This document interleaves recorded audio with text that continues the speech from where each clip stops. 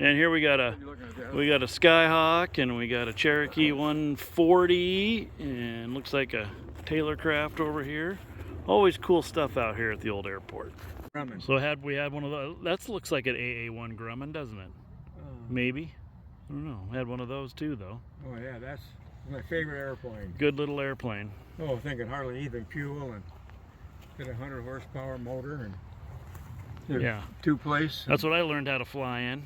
Yeah, it would take off. Very stable aircraft, very stable, and a little bit slow on getting off the ground, but after that, good. And you can open up the cockpit, you know, and Really nice. get fresh air. Hey, I see your first ever airplane example over here at Tri-Pacer. Let's go check that out. So, Dad, here we got a Tri-Pacer. This was the first airplane you ever had. Not this exact one, but a Tri-Pacer. Yeah, I wonder if it's got the ox tank too. Mine did. Got the one on the other side. See? Oh yeah, really nice. No, it doesn't have the ox tank. Boy, really good shape though. I think you can kind of see in there because of the glare. And you flew this all the way to Mississippi one time, right? With pretty crude radios in it, let me tell you. That would have been like what year? 1968 or something? 69 or? Probably 69. Right, Yeah. right before you got the Bonanza. Oh yeah. It was quite a trip. Is that what motivated you to get a little bit faster airplane? Well, no, I don't know. The neighbors, you know. The neighbors. Oh, The yeah. neighbors had Bonanzas. Had bigger planes. They got to keep up with the neighbors. Yeah. Now, where did you fill the ox tank at? Well, the ox tank it was here, the input place, and it had a 10-gallon ox tank. And what it did was you pumped it up into the mains up here, Oh wow. and took a while, but You had to hand pump it? no, I had an Electric? pump. So it would transfer? Yeah, electric transfer pump. It's really good because that gave it another hour in 10 or 15 minute flight time, you know. And what did it hold for total fuel then? I think it was 40 total, 220 mains, and that 10, so it gave me a total of 50. And what did it burn per hour? About 8-9 gallons? Yeah. Yeah. Look, it's got vortex generators on it. That's pretty cool. Mine, No, I know this one does, yeah. No, that's what I'm saying. Yeah, back in those days they didn't have that yet, No, I but that's know. pretty cool. Is what 150 horsepower? Yeah, 150. Yeah. Yeah. Well, this is a good example of one. I think it was a 1955 year. Yeah. That's pretty cool. Yeah, finally the fabric got tested yellow. Oh, really? What is Yeah. that? So that means it's bad? That means they're going to have to replace it eventually, pretty quick, you know. So, and that's a big deal when you change the fabric on that. Yeah, I remember. I don't know if you remember Bubba, who was Yeah. Mary Ann's. Yeah. He had that Cessna. I mean the Tri-Pacer, and he had it metallized. Really? And then he flew it into Mexico, and it was really heavy with that metal on there. So I'm sure it, you know, didn't have the range, and also was kind of, you know, Ground lover? yeah. Is that where he scared himself and never flew again or something? Yeah. What happened? I don't know what happened. I never heard the story. But he just scared himself and that hung it up, huh? Yeah, well, I flew him down. He and I flew together when I was in Mississippi, and I flew him to someplace in Louisiana, and that's when he wanted to get a Tri-Pacer. Oh, well, that's cool. Yeah, Yeah. he's happy with it.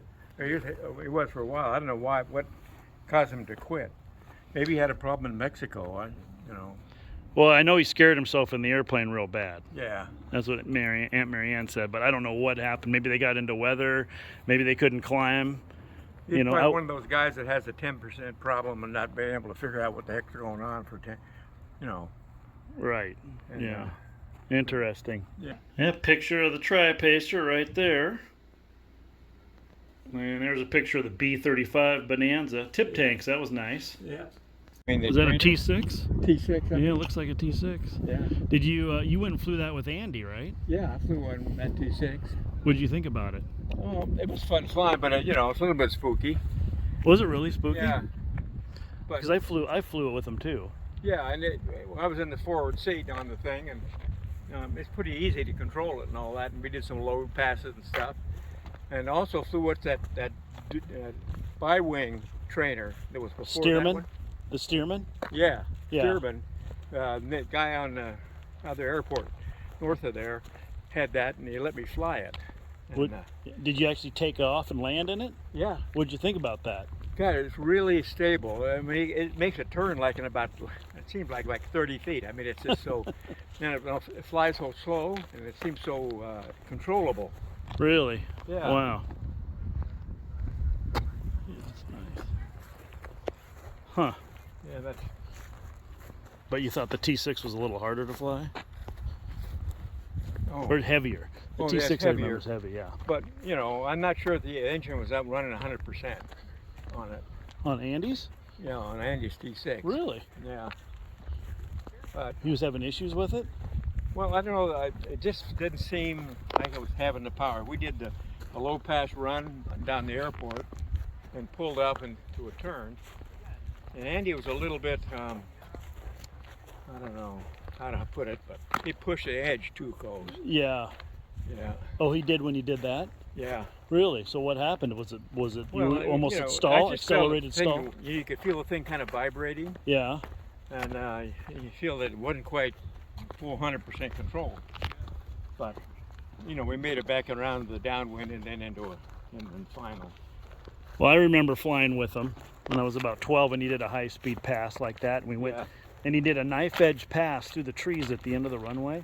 And I remember when we used to do buzz jobs with the 310, Yep. we'd be like maybe 50 feet above the ground, wouldn't you say? Yeah. And I remember you'd look at the house and you were looking down at the roof, or basically maybe like, I don't know, a little small of an angle in the 310 looking down at the roof. And I remember looking at the sliding glass door. And I'm like, man, we are on the deck. Yeah, and then he was. he pulled up like into the vertical and almost Yeah. a little bit past the vertical. I remember looking over my left shoulder and seeing the runway. I thought it was awesome. But Well, he always pushed the envelope, and that's yeah. how he comes dead. right. And when he was flying, what was that airplane he was flying? It was an experimental biplane with Yeah. And he did a pass, low angle pass at a neighbor's house just a little bit north of there, and pulled up and stalled it, and they couldn't recover, and boom, both of them went in and dead. yeah. And, Horrible. Horrible. The thing was that somebody told me they ran up to the wreckage, and now they can see the guys in there. Their eyeballs are blown out of their heads. No, it's Oh, horrible. yeah, that is horrible. That So, is horrible. Yeah, he would definitely push it. well, you remember, well, our other neighbor,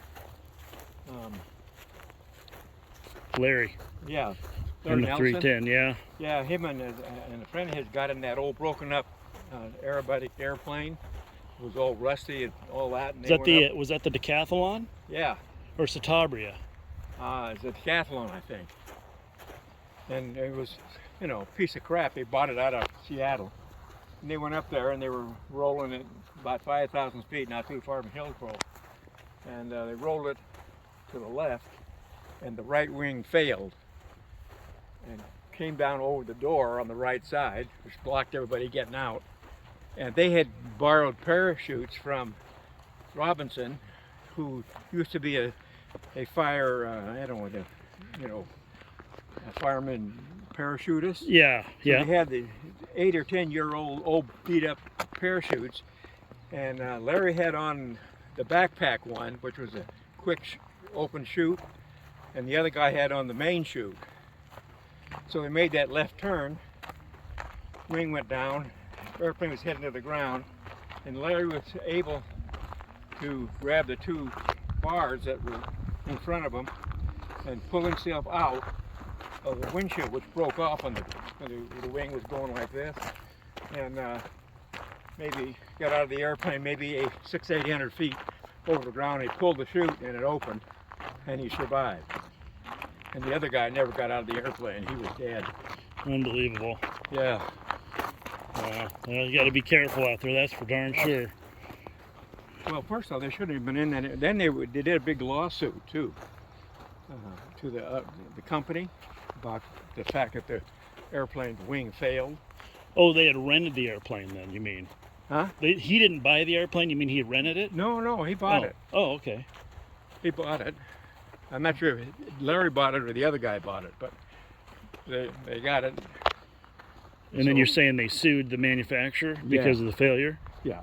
I don't know if they won anything or not, but you know, the airplane was in horrible shape. Wow. It shouldn't have been. I'm not even sure it was licensed. Wow. That is that's a tragic deal. Oh.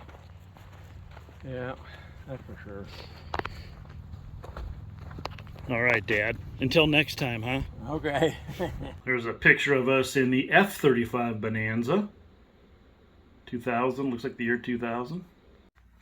So yeah, this is after you painted the B-35. Yeah. And there's the old 55-310. Pretty crazy. Before you went off the end of the runway and painted the spinners and got a paint job on it. Yeah. That's a whole nother story.